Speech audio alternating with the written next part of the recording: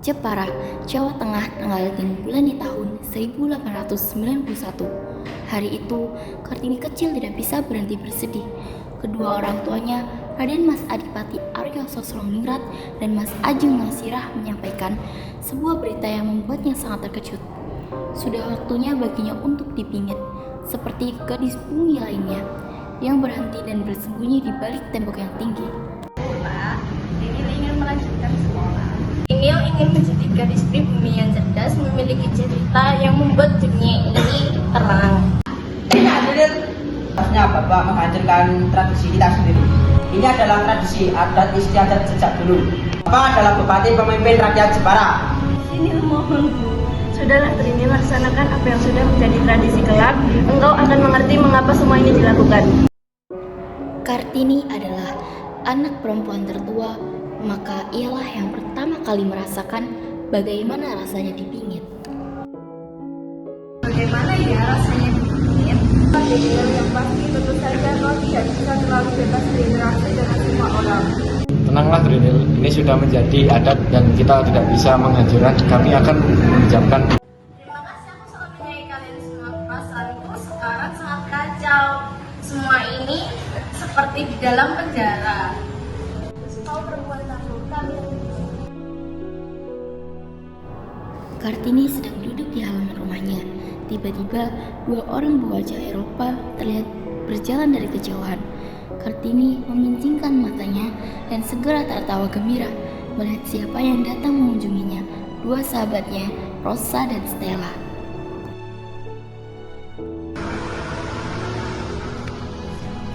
Rosa, Stella, apa kabar kalian? Kabar kami baik. Aku sangat merindukanmu, Kartini. Aku ingin kembali, tapi tradisi ini membuat aku tidak bisa melakukan apa yang aku mau. Aku pun tak mengerti tradisi itu. Ini kau harus bersabar. Kalau kamu membutuhkan bantuan, kami akan selalu ada untukmu. Terima kasih Rosa, Stella. Kami bawakan Belanda untukmu. Sungguh? Tak apa Kartini, kami janji akan mengunjungimu lagi. Hari-harinya pun diisi dengan semua hal yang katanya harus bisa dilakukan oleh wanita sejati. Ditambah dengan belajar bahasa Belanda melalui buku-buku yang dipinjamkan oleh sahabat-sahabatnya dan kakaknya Raden Mas Pusono. Apa yang kamu berat? Ayo keluar. Tak mungkin aku bisa keluar bebas, karena aku kan segera dipingit. Dan tak mungkin juga aku keluar tanpa pengawalan. Kenapa? Kok tak akan ketahuan? Tunggu sebentar. Ayo kita hampiri gadis itu. Apa yang kamu pikirkan Kartini? Aku hanya ingin mengetahui beberapa informasi.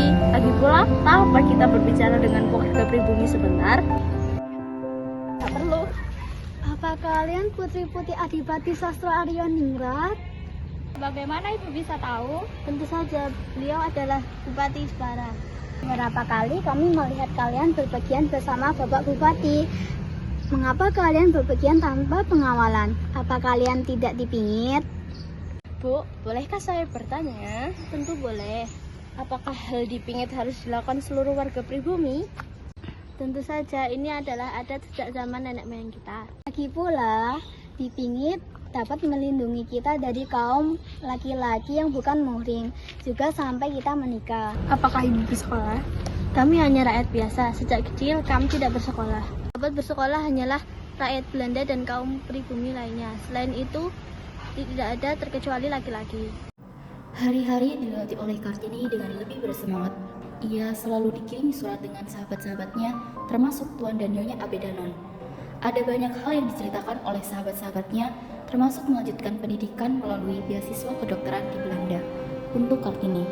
Namun, semangat itu tiba-tiba hilang begitu saja saat Ibu Raden Mas Nasirah memberitahu bahwa ia diharuskan untuk dipingit dan sudah ada lelaki yang akan meminangnya, yaitu Raden Mas Adipati Aryo Singgih Joyo Adiningrat. Kartini dan kedua orang tuanya, Kartinah Panjian Pusono, berdiri di timbang pintu menunggu kehadiran sosok yang sudah ditunggu-tunggu.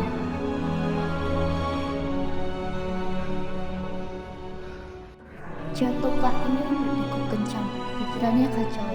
Ia masih belum siap bagaimana bila lelaki itu menghambat dirinya.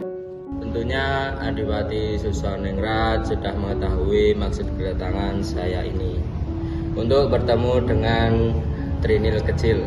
Ya, mohon maaf sebelumnya. Adipati Arya Singge. Semuanya kami serahkan pada Kartini bagaimana jawabannya. Kami membiarkan ia mengambil keputusannya sendiri. Lalu bagaimana dengan jawaban Kartini sendiri?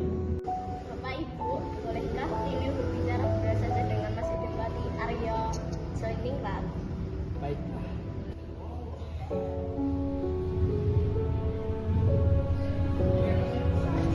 Pak, ada beberapa hal yang ingin saya tanyakan Raden. Tentu, apakah itu Kartini? Saya mempunyai cita-cita untuk membangun sekolah bagi kaum pribumi, khususnya perempuan. Setidaknya mereka tidak berada dalam keterbelakangan. Saya ingin wanita disamaratakan dengan laki-laki. Saya ingin wanita tidak lagi ditindas dan menjadi kaum yang lemah. Bagaimana pendapat Anda, Raden? Bagi saya hal itu sangat mulia. Saya juga sempat memikirkan hal tersebut. Namun ada beberapa hal dan pertimbangan yang membuat saya belum melaksanakannya. Apabila Kartini ingin melakukannya, lakukan saja. Saya siap mendukung apapun itu. Setelah perjuangan panjang, emansipasi wanita, dan berbagai mimpi yang ia coba wujudkan, akhirnya ia menutup usia. Kelak berkat perjuangan masyarakat pribumi, para wanita itu lebih baik dan tak lagi ditindas.